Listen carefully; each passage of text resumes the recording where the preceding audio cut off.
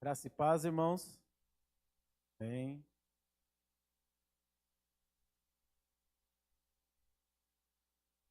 Um pouquinho mais de retorno aqui para mim.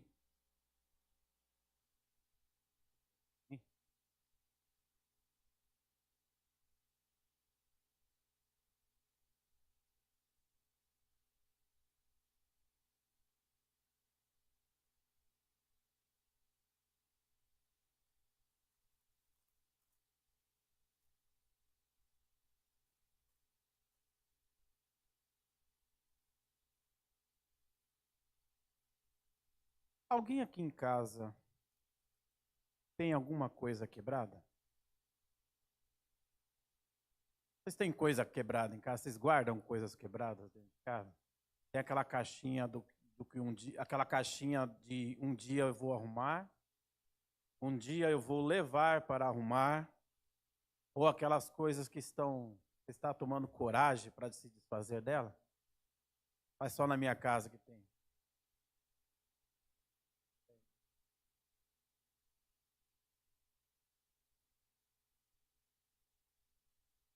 Tem gente que se apega nessas coisas, né? Porque era da minha avó, que passou para minha mãe, que eu vou deixar para minha filha, mas tá lá. Você nem lembra o que que é, né?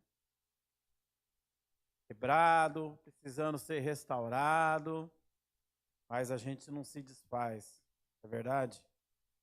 Outra coisa, é só em casa que a gente usa copo de requeijão para tomar água, para tomar refrigerante. É só na minha casa? Será? Antigamente, eu lembro que as geleias, tinha umas marcas da geleia, que vinham nos copos tão bonitos, né? E aquela ali acabava se tornando coleção, né? E acaba... Só que quando chegava a visita, tinha que esconder tudo, né? Aí você punha os copos mais bonitos, as louças mais bonitas para deixar um visual, né, mais moderno, né? Mas enquanto durante a semana vai o copo de requeijão, de extrato de tomate. Vocês lembram? Os mais velhos vão lembrar, né? Esse copo tão bonito, né? Dava uma dó de jogar fora, então vira copo. Verdade? Mas muitas vezes nós temos o hábito de tentar recuperar algumas coisas, né, de valor, quando quebradas, guardamos ao menos para recordação. Mas na grande maioria das vezes, quando algo se quebra, é preciso jogar fora. É preciso jogar fora, porque não tem mais como, não tem mais serventia. Não tem mais serventia. Um prato que quebra, você vai fazer o quê? Emendar os cacos? Fica feio, não é verdade? Às vezes um vaso de planta né, que você deixou cair no chão, quebrou só o biquinho, aí você vai lá e compra aquela famosa cola Durepox. O vaso é branco e você insiste em colocar aquela cola Durepox, que é cinza. Mas vai ficar no cantinho, ninguém vai ver mesmo. Você põe, né, aquele pedacinho virado para a parede e vida que segue, não é verdade? É verdade. Mas o que eu quero falar nessa noite é que nós somos vasos nas mãos do Senhor. Nós somos vasos nas mãos do Senhor. E às vezes, por descuido nosso, nós podemos adquirir algumas rachaduras, ou até mesmo nos quebrarmos. E para que serve um vaso quebrado? Ele não serve para nada. Se um vaso cai, estatela no chão, ele vai se dividir em vários pedaços. Como que você vai restaurar aquele vaso? Não tem mais jeito, o jeito é jogar fora.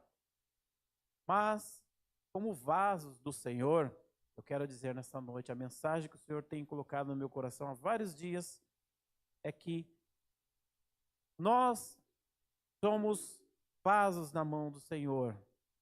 E mesmo se quebrarmos, o Senhor faz de nós um vaso novo de novo. Esse é o tema desta mensagem. Um vaso novo de novo. Abra sua Bíblia no livro de Jeremias, capítulo 18. Livro do profeta Jeremias, capítulo 18. É óbvio que é uma mensagem, um texto bem conhecido para quem lê a Bíblia, quem frequenta os cultos, que está sempre sendo lembrado esse título. Enquanto você acha, eu vou adiantando algumas coisas. O profeta Jeremias, ele foi chamado ainda novo, solteiro. Ele era filho de um sacerdote, ou seja, ele era de uma linhagem sacerdotal e ele, consequentemente, seria um sacerdote na sua tribo, Benjamim. Mas o Senhor o escolheu para ser profeta. Ele tinha uma linha sucessória a seguir. Ele seria, com certeza, um sacerdote no templo, adorando, servindo ao Senhor, mas o Senhor o separou para outro ministério, que foi o de profeta. O Senhor também não permitiu que Jeremias construísse uma família. Não permitiu que ele se casasse e gerasse filhos. Ou seja, Jeremias também não manteve descendência. Há um propósito para isso. Mas o que estava acontecendo no tempo de Jeremias, que o Senhor o designou para ser profeta. Judá estava apóstata, havia apostatado, havia abandonado a sua fé genuína em Deus. Estava como as demais nações. Judá estava corrompida pela idolatria e pelos pecados de feitiçaria e todo tipo de imoralidades sexuais. Tudo aquilo que o Senhor tinha falado, tinha mostrado para os profetas, estava acontecendo. Israel começou a copiar as nações. Isso, o primeiro passo que ele deu foi quando ele pede para si um rei. Israel tinha o desejo de ser como as demais nações.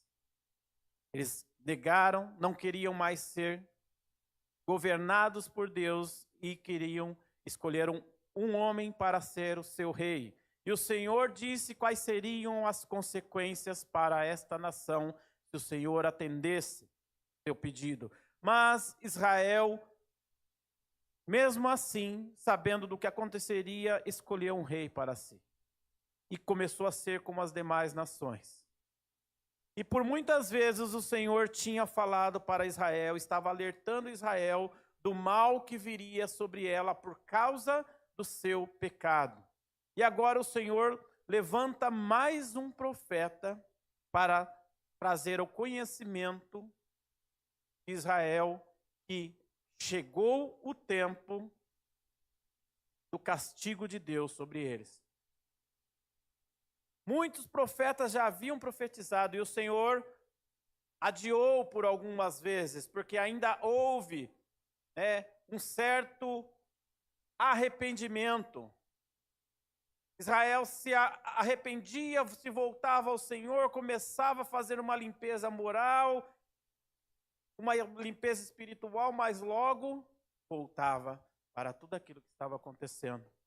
E o Senhor, através desta passagem, fala para Jeremias como é que Israel estava se comportando, qual era o atual estado de Israel. Jeremias capítulo 18 diz assim: a palavra do Senhor que veio a Jeremias dizendo: levanta-te e desce à casa do oleiro, e lá te farei ouvir as minhas palavras. E desci à casa do oleiro, e eis que ele estava fazendo a sua obra sobre as rodas. Como o vaso que ele fazia de barro, quebrou-se na mão do oleiro, tornou a fazer dele outro vaso, conforme o que pareceu bem aos olhos do oleiro fazer. Então veio a mim a palavra do Senhor, dizendo: Não poderei eu fazer de vós como fez este oleiro, ó casa de Israel? Diz o Senhor: eis que, como o barro na mão do oleiro, assim sois vós na minha mão, ó casa de Israel. Deus estava falando com Jeremias que Israel um dia foi um vaso nas mãos do Senhor, mas que ele agora encontrava-se despedaçado. O Senhor aqui é representado pelo oleiro profissional que trabalha,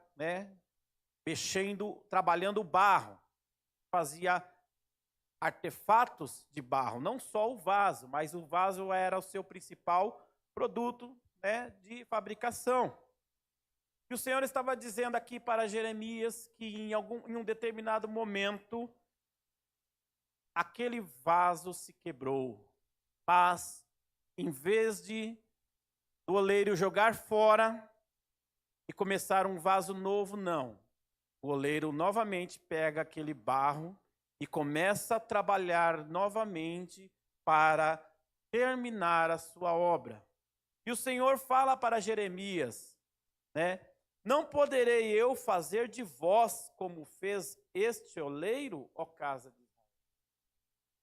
É essa pergunta que o Senhor faz para nós.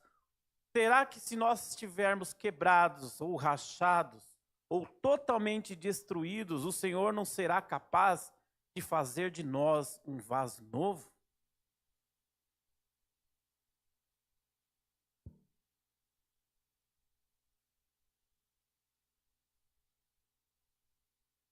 O vaso, no Evangelho, ele tem uma representação especial.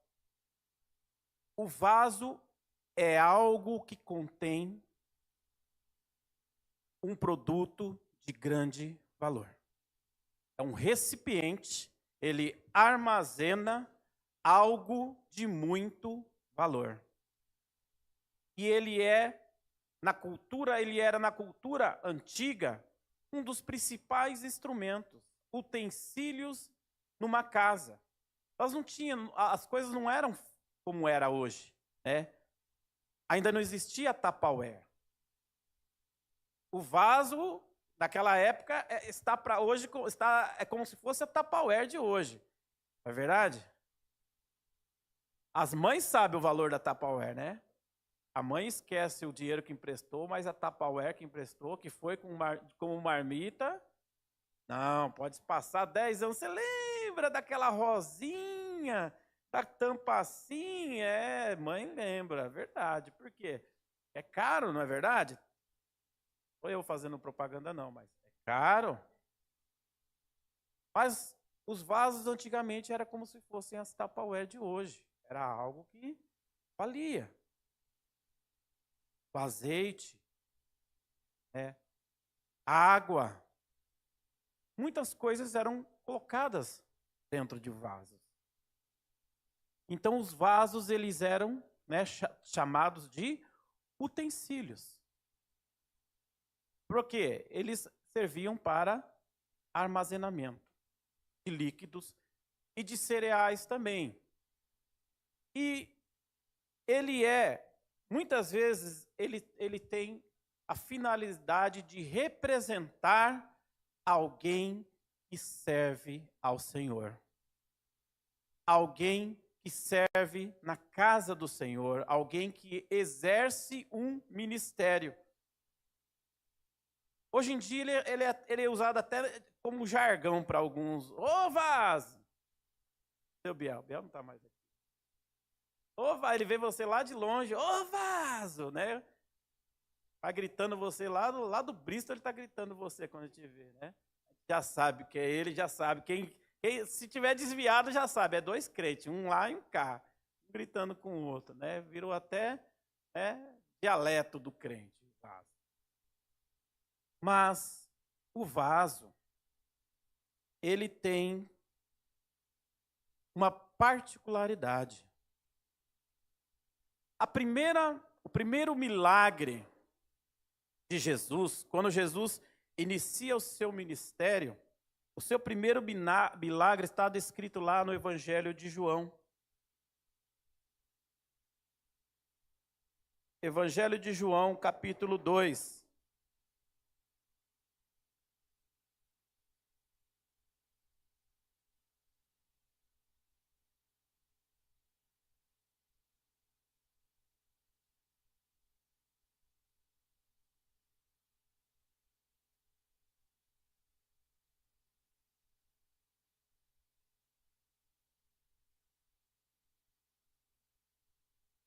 E ao terceiro dia fizeram-se umas bodas em Caná da Galileia, e estava ali a mãe de Jesus.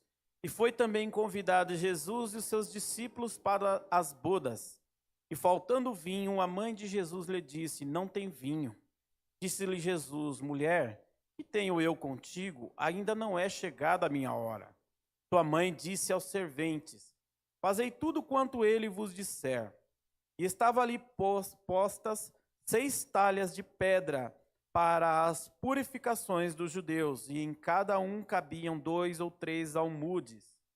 Disse-lhes Jesus: enchei de água essas talhas, e encheram-nas até em cima. E disse-lhes: tirai agora e levai ao mestre-sala. E levaram.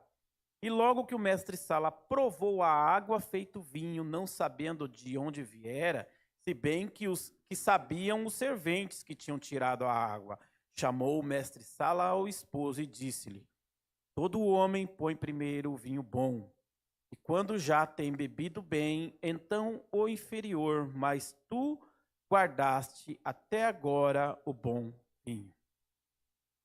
Primeiro milagre que Jesus realiza é numa festa. Num determinado momento, porque as festas não eram como são hoje. Hoje uma festa dura algumas horas, talvez um dia inteiro, mas as festas judaicas, principalmente as festas de casamento, duravam dias. E era-se, calculado quanto, a quantidade de convidados e a quantidade de comida e bebida que deveria ter. Mas num determinado momento faltou o vinho. O vinho, ele simboliza muitas vezes algo que traz alegria. O vinho era para alegrar a festa. As pessoas começavam a tomar vinho, começavam a ficar mais alegres. Os que se perdiam ficavam embriagados. Mas o vinho, o propósito do vinho é para que as pessoas se alegrassem. E num determinado momento faltou vinho. A mãe de Jesus vem dizer-lhe: olha, faltou vinho. E Jesus disse: olha, ainda não é chegada a minha hora. Não é a hora de eu me manifestar ainda. Mas a mãe de Jesus diz àqueles que estavam servindo, vamos chamá-los hoje de garçons, olha, prestem atenção, faça tudo que ele disser. E era colocado na entrada das residências talhas de água. Para quê? Porque quando as pessoas vinham pelo caminho, muitos vinham a pé ou montados em animais, e seus pés ficavam cheios de terra. Então era uma maneira de receber as pessoas, oferecer água para lavar os pés, para que ela viesse entrar dentro da residência, para tornar a sua estadia mais confortável. E acabando o vinho, o Senhor pegou e mandou que eles pegassem aquelas talhas. Eram grandes vasos que continham mais ou menos, cada vaso, 100 litros de água. Então aquilo também era calculado pela quantidade de convidados. Então a cada talha daquela tinha mais ou menos 100 litros. Mas Jesus, ele não manda trazer aqueles vasos onde estava o vinho antigo. Ele pega aquelas talhas onde havia simplesmente águas e fala para os homens: olha, enche elas de água. E depois de enchido, disse: leva ela ao mestre-sala, que seria ali o responsável, o organizador daquela festa. E quando ele tira aquela água que se transformou em vinhos, não sabendo do que tinha acontecido, ele vai lá para o noivo e diz: olha, todo mundo põe o bom primeiro. E depois, quando chega num determinado período, começa a misturar o vinho bom com o ruim, começa a dar o de segunda qualidade, mas até agora, a essa altura, o Senhor tem colocado o bom vinho. Para nós entendermos o significado desta passagem, é que o bom vinho, aqui, ele é o vinho sem mistura. O Senhor não coloca vinho novo em vaso velho. O Senhor escolheu aquelas talhas para colocar o vinho novo. O Senhor não mistura o seu vinho novo em vasos velhos. Por isso, nós precisamos entender que para sermos usados por Deus, quando nós recebemos a Jesus como nosso Salvador, o Senhor vai promover mudanças nas nossas vidas, porque da forma que nós estamos, não estamos aptos a receber vinho novo do Senhor. Este é o propósito daquelas 6 talhas de água. Elas foram feitas vasos. Antes eram apenas talhas que continham água para purificação. Agora se tornaram um recipiente de algo muito valioso. E o Senhor tem coisas grandes e valiosas para colocar em nós, mas da forma que nós chegamos a Ele, não é possível. Por isso, é necessário Ele fazer de nós um vaso novo. Especialistas dizem que há mais de 200 tipos de vaso. E tudo começa na escolha do tipo de barro que será usado. Esta é a função do oleiro. A primeira coisa que ele vai fazer, ele vai ao barreiro, escolher o tipo de barro para o tipo de vaso que ele vai usar. Depois disso, começa-se uma sequência de processos. É preciso tirar as impurezas daquele barro. Ele usa uma peneira, diversos tipos de peneira para tirar as impurezas. Depois, um barro precisa ser amassado. E para que ele se torne maleável a ponto de se dar forma, ele vai se acrescentando água. E ele vai amassando e acrescentando água. E ali também vai saindo sujeira. Neste processo também está sendo feita tirada de sujeira. Depois de tirada essa sujeira, esse barro vai descansar. Ele é coberto por uma lona, por algo que venha isolá-lo do calor e da luz, para que o oxigênio que estava lá dentro do barro possa sair. Porque muitas das vezes, quando ele vai manusear aquelas bolsas de ar, vai fazer com que ele quebre. Venha trazer trincas. Depois de passado esse tempo de curtição, o barro vai para a roda. Vocês já viram alguma vez, em algum desenho, algum filme, algum vídeo? Aquelas pessoas vão pisando, né? Parece um motorzinho. Alguns não, é um pé mesmo, é com o pé. Tem um disco em cima, um disco embaixo, e ele vai rodando com o pé. Coloca o barro e vai jogando água e vai manuseando até dar a forma que ele quer. Depois de moldado, dado a forma que ele precisa, este vaso ele vai ficar pendurado na sombra para a água secar, para toda a água daquele vaso evaporar. É um processo demorado. Só assim ele vai para o seu último processo, que é a fornalha de fogo. Ele precisa ficar 24 horas dentro do forno, aquecido numa temperatura muito alta. Quanto mais o fogo aquece, mais o vaso fica resistente. E nessa hora que ele fica purificado totalmente das suas impurezas internas e do mau cheiro. Ele foi tirado. Lembra que ele estava no barreiro? Você já viu, às vezes, barro cheira mal. Tem lugar que às vezes você tira barro, né? Chove muito, faz aquele lamaçal, você pisa naquele barro, quando ele seca, está aquele cheiro parecendo esgoto, não é verdade? Ele cheira mal. Então, há processos para, desde a escolha do barro até que ele esteja totalmente pronto para ser usado. E nós precisamos, dentro dessa ilustração, entender que estes são os processos que o Senhor faz nas nossas vidas quando nós recebemos a Jesus. A função de escolha do barro é do oleiro, que aqui representa Deus. Lá em João 15, 16, ele diz: não escolhestes vós a mim,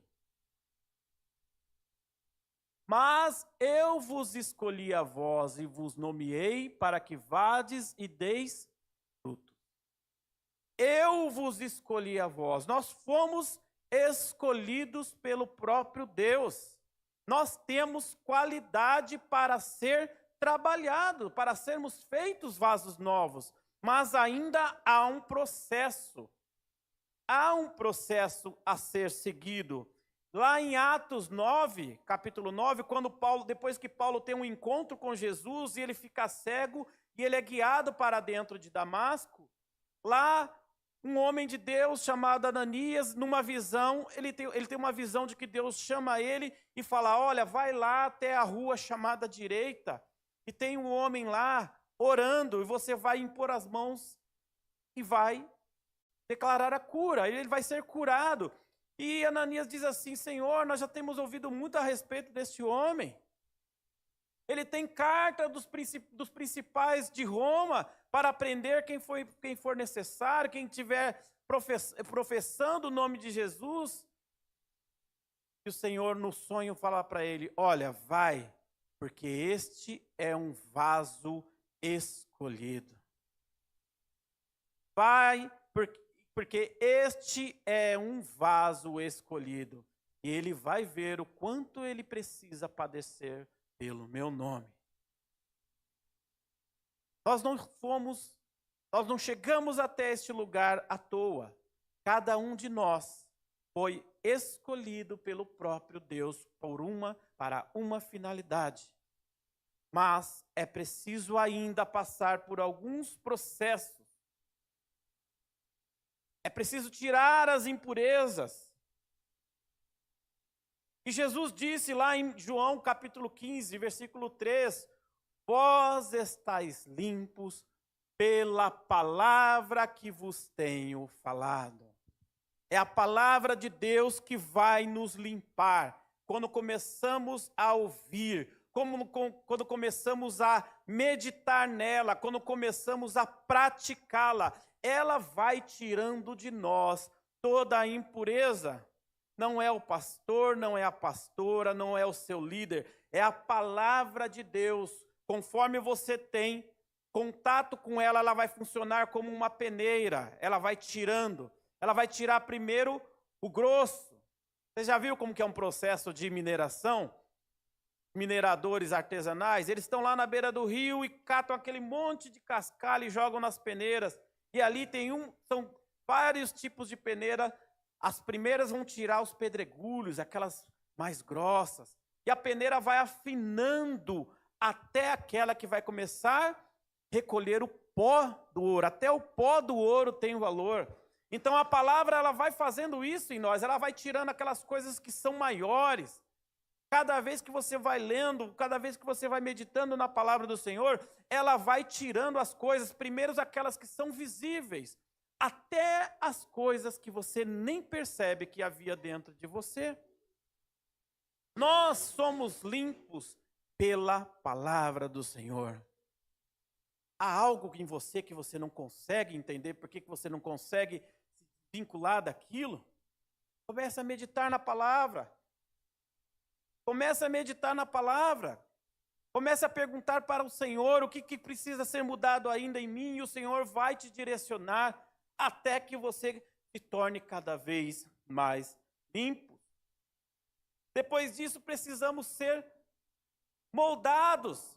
Depois de amassado, depois de tirado, porque é isso que a palavra faz. Ela vai nos moldando. Depois nós precisamos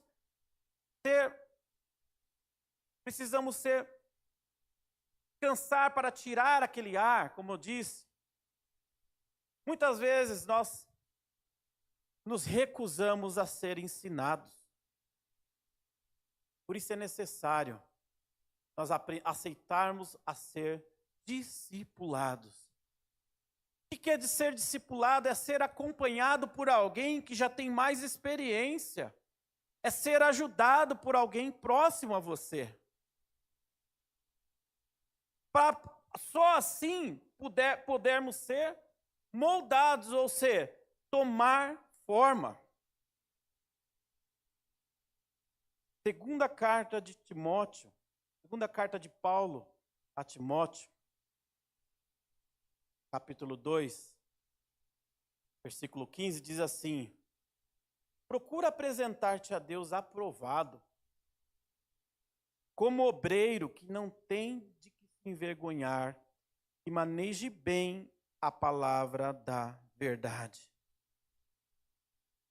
É isso que é ser discipulado.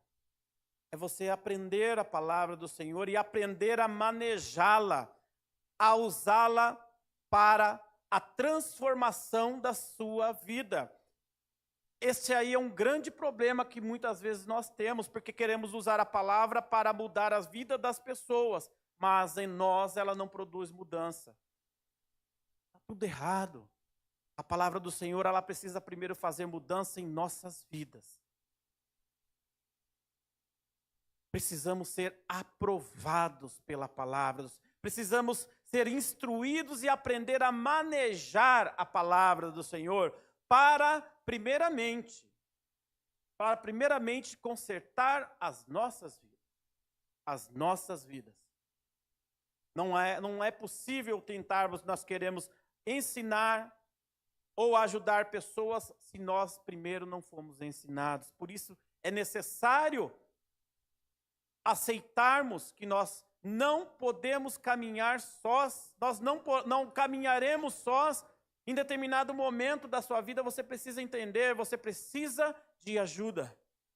Peça ajuda. Você está com dificuldades, não fique sofrendo, não fique padecendo por conta de que você quer fazer as coisas sozinhos, você acha que você só lendo a palavra, só lendo vai ser suficiente. Não. É preciso ter esclarecimento, e muitas vezes esse esclarecimento vai vir através de outras pessoas também. Então, aceite a ajuda das pessoas. Aceite a ajuda daquele que o Senhor coloca no seu caminho, para ser aprovado.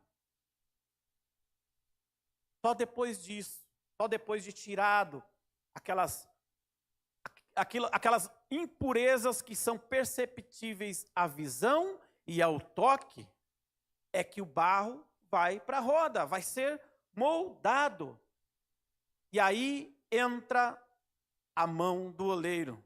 Eu quero dizer aqui entra a mão do Espírito Santo nas nossas vidas. Primeira carta aos Coríntios, no capítulo 12,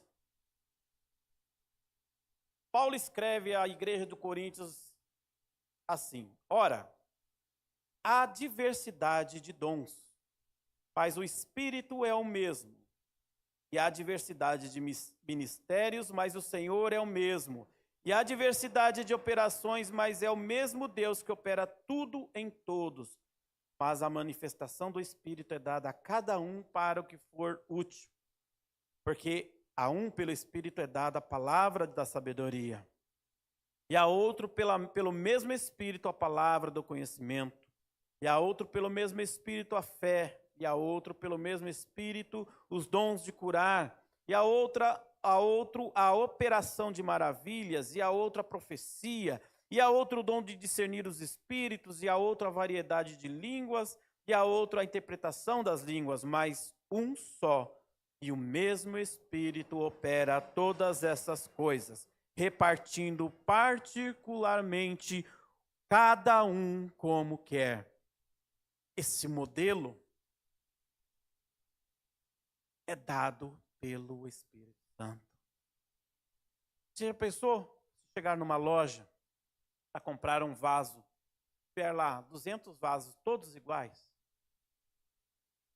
Imaginou que coisa seria sem graça aquela loja? Tudo igual, redondinho com a mão na cintura, né? Aquele vasinho, tudo igual. Você olha, puxa vida, uma loja com um só tipo de vaso, mas que coisa sem graça, verdade? Você usa um tênis por 6 meses, acaba, você vai lá e compra o mesmo. Difícil, né? Você vai querer um diferente, um modelinho diferente. E é assim. Assim é o Espírito Santo. Ele não vai fazer de nós todos iguais. Ele usa conforme Ele quer. Ele escolheu o barro, Ele purificou e agora Ele vai dar a forma que Ele quer. Uns vão ser fininhos e compridos, outros vão ser largos. Não assim como eu, né? Estamos falando de gordo, magro. Uns vão ser um pouquinho mais cheinhos, outros terão uma alça, outros terão 2, cada um com o seu propósito, mas todos foram trabalhados pela mão do oleiro. E é interessante que o vaso, o oleiro, ele coloca lá o barro na roda e começa lá a girar, começa a acrescentar água. Mas ele começa a moldar de dentro para fora. Ele coloca a mão no barro lá dentro e começa a moldar o vaso de dentro para fora. É assim que o Senhor trabalha na vida daquele que se permite ser moldado. Ele vai mudando de dentro para fora. Ele começa a dar a forma de dentro para fora. E neste momento, irmãos, neste momento, às vezes é necessário, de acordo com aquele modelo, retirada de material. Às vezes o material está em excesso. Então, quando necessário, o oleiro tira um pouquinho de barro, porque vai ficar muito grosso, porque vai ficar pesado este vaso. E o Espírito Santo de Deus, ele muitas das vezes ele precisa tirar muito das nossas vidas. Esse barro é o nosso eu. Esse material em excesso é o material chamado eu. Eu faço, eu sou assim, eu não mudo. Na mão do oleiro você muda. Na mão do oleiro ele te diminui. Você pensa que precisa ser tudo isso e ele fala, não, não precisa ser tudo isso. Eu não preciso tanto de barro. Eu não preciso de tudo isso de barro. E é preciso muitas das vezes entender que o Senhor vai tirar muito eu da nossa vida. Muito eu o Senhor vai tirar da nossa vida.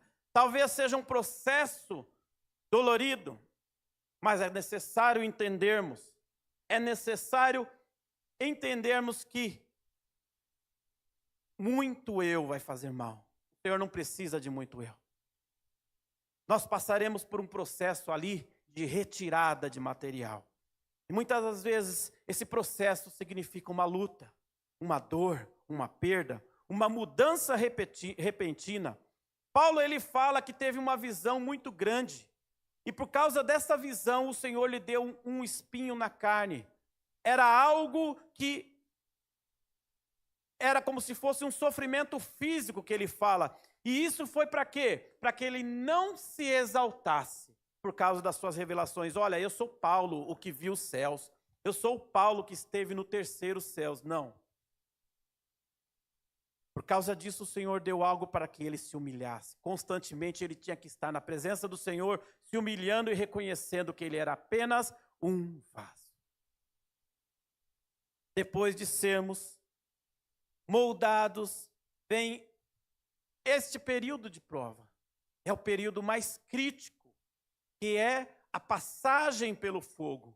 Porque o fogo ele vai tirar ali as impurezas que não estão ao olho nu. A temperatura vai queimar. O mesmo fogo que purifica, purifica o ouro. O ouro só tem valor quando passado pelo fogo. E o vaso também. Ele vai precisar passar pelo fogo por horas para que as imperfeições, as impurezas sejam ali destruídas e para que ele venha ganhar resistência. Processo de têmpera.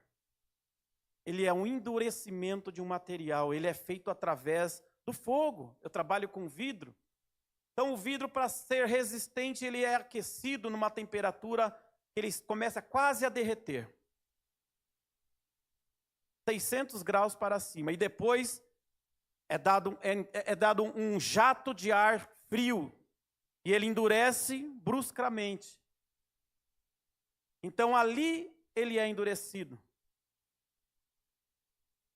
O aço também é elevado a uma temperatura de acordo com o padrão. Ele recebe misturas para deixá-lo mais forte, mas depois ele é mergulhado no óleo para um esfriamento repentino, para endurecer.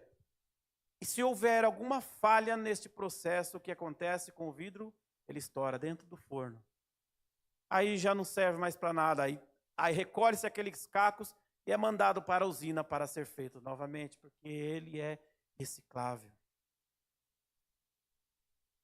Depois de experimentado, depois de sermos escolhidos por Deus, depois de sermos limpos pela santificação, pela palavra do Senhor, depois que o Senhor nos direciona para o que Ele vai nos usar, é preciso entendermos que há um processo ainda chamado de um processo de aprovação. É o chamado controle de qualidade. Nada do que você consome foi para o mercado sem ser sido provado. Se algo está dizendo assim, se uma corda, por exemplo, diz que aguenta não sei quantos quilos por metro linear, ele é exposto àquela carga para saber se ele realmente resiste àquele peso descrito lá. E será assim também conosco. Nós precisamos passar por um rigoroso controle de qualidade.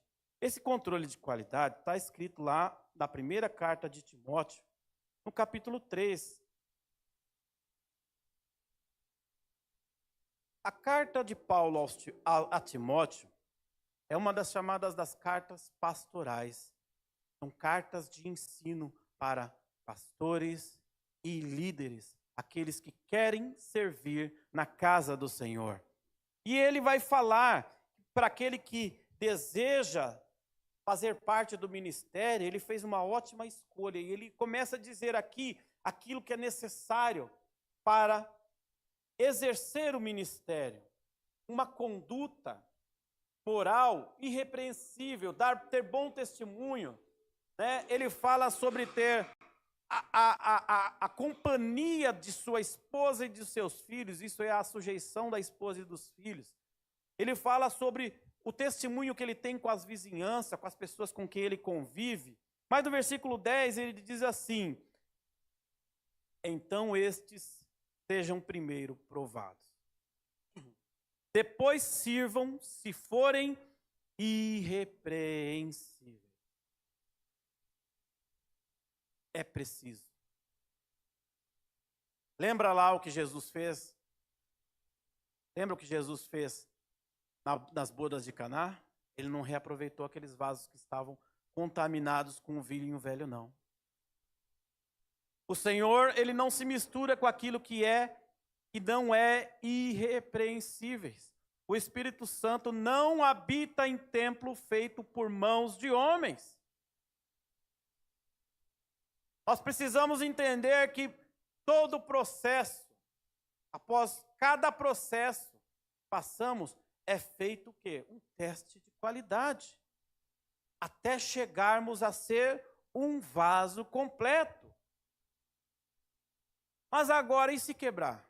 E depois de tudo isso, você foi limpo pela palavra, você já sabe para que o Senhor te chamou, qual o propósito do Senhor para a sua vida, e você começou a exercer o seu ministério.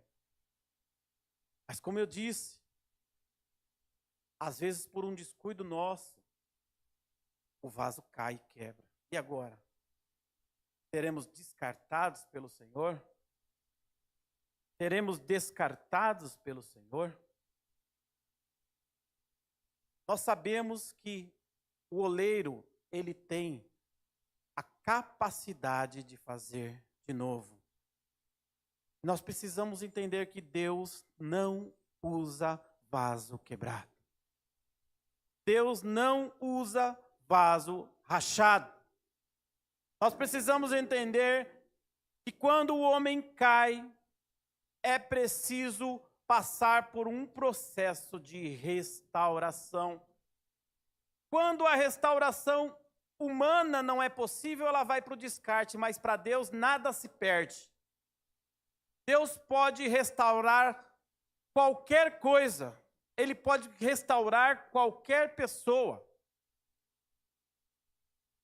Nós já ouvimos tantos testemunhos aqui de pessoas que foram restauradas, pessoas que entraram não aqui, mas na igreja que o pastor Celestino pastoreava, embriagado, e o pastor colocou lá um bilhetinho no bolso dele: quando você estiver sóbrio, você me liga. E ele ligou, e hoje é um dos pastores das nossas igrejas missionárias. E tantos outros testemunhos que nós temos, que o Senhor restaura. Mas é preciso uma atitude do vaso que se quebra. Na carta, no segundo capítulo do livro do Apocalipse, na carta à igreja de Éfeso, ele escreve lá todas as benfeitorias que o anjo da igreja, o pastor daquela igreja, promove naquela igreja. Mas ele fala que ele tem algo contra ele. E tudo aquilo que ele estava fazendo não era por amor a Deus. O seu amor, aquilo que deveria ser direcionado para Deus, estava sendo direcionado para outras coisas. Por isso o anjo fala ali: deixaste o teu primeiro amor. Já não é mais para a glória do Senhor. Você tem feito muitas das vezes para sustentar o seu ministério. Você tem feito muitas das vezes, talvez, para buscando o seu próprio proveito, mas não é para o Senhor, porque você deixou esse primeiro amor. E isto é sinal de uma queda. Porque o Senhor diz assim: olha, lembra-te, pois, de onde caíste. E tem coisa que quebra um vaso, é a queda. Normalmente, como que quebrou? Caiu. Caiu, agora não tem jeito, joga fora? Não. O Senhor está dizendo aqui: lembra-te de onde caíste e te arrependes. O arrependimento, irmãos, é quando você reconhece que todo o mal que veio sobre você é porque você mesmo causou. Nós temos, muitas das vezes, o costume ou a habilidade, vamos dizer assim, de colocar a culpa em todos, menos em nós. Culpamos a Deus, foi assim com Adão: a mulher que o Senhor me deu. A mulher que o Senhor me deu. Muitas vezes somos que nem Adão. Eu estava quieto aqui, estava de boa com os animaizinhos brincando, pegando as frutas, mas a mulher que o Senhor me deu da fruta. Colocamos culpa nas situações, colocamos culpa na sociedade, mas nunca reconhecemos a nossa falha. Mas o Senhor diz: olha, lembra-te da onde caíste e te arrependes. É preciso fazer o quê? É preciso fazer um exame interno. Como a palavra diz lá em 1 Coríntios, examine-se o homem a si mesmo, faça ali uma vistoria na sua vida. Como você começou? Lembra-te de onde caístes e pratica as primeiras obras. É aí que é a chave deste versículo.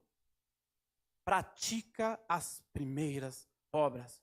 Muitas pessoas estão como vasos quebrados, vasos rachados, trincados, o seu conteúdo está vazando, está se perdendo, mas querem continuar na ativa.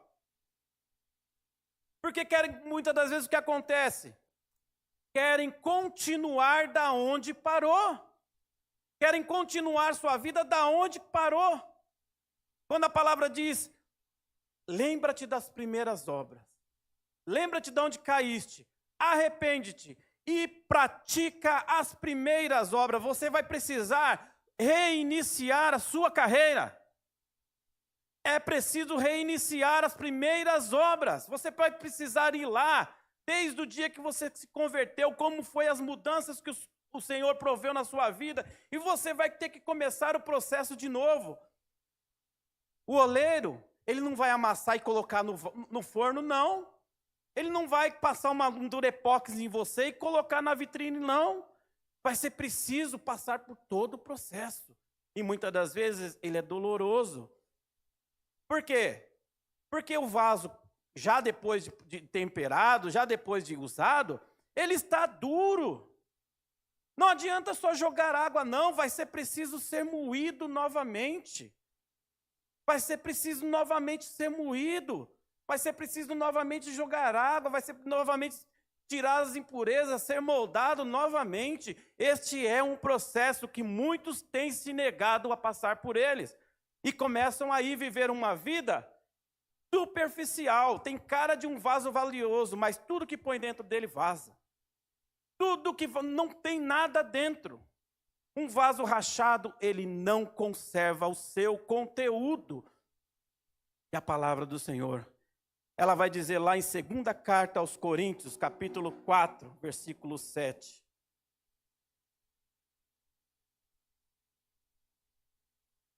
Temos, porém, este tesouro em vasos de barro, para que a excelência do poder seja de Deus e não de nós. Nós somos vasos, mas o nosso valor está naquilo que está dentro de nós. Somos vasos de barro, muitas das vezes fomos tirados do mesmo barreiro, fomos purificados pela mesma palavra, fomos moldados pelo mesmo oleiro, mas dado formas diferentes, mas o nosso valor é o que está dentro de nós. Um vaso rachado, ele não vai reter água. Um vaso rachado não vai reter o vinho. Ele não vai reter o azeite. Ele não vai reter o poder de Deus. E é o poder de Deus que faz a diferença em nós. Se em algum momento da sua vida você caiu, foi despedaçado, reconheça que você caiu. E volta lá do início e começa a praticar as obras, as primeiras obras. Deixa o Senhor te moldar. Deixa o Senhor te restaurar. Deixa o Senhor te purificar. Deixa o Senhor te moldar. Deixa o Senhor te provar novamente, para que você seja novamente aprovado e seja irrepreensível. Aí sim você vai deter o verdadeiro valor do servo de Deus. Amém?